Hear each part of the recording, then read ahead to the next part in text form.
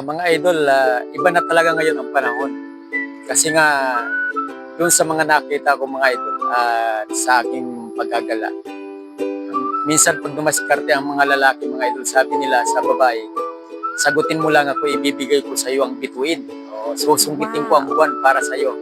At maging mga bituin sa langit, mga idol. Ay, ito na nga ang problema ng mga idol eh.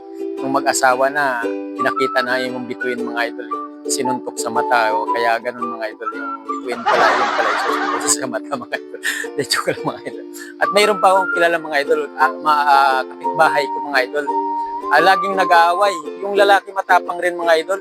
Kahit anong sabihin ng babae, lumalaban siya. Pag binato siya ng plato, babatuhin din niya. Lahat. Kahit anong gawin ng babae, talagang gumaganti siya kasi matapang na siya.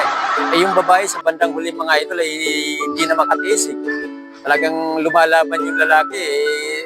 Nung bandang huli, wala nang lahat ng mga ginagawa ng babae, kahit batuhin niya, talagang binabato rin siya ng lalaki, wala na siyang magawa. Kaya ang ginawa niya, mga idol, supot ka, sabi niya, supot ka. Sabi naman ng lalaki, yun lang, wala namang ganyanan. Mga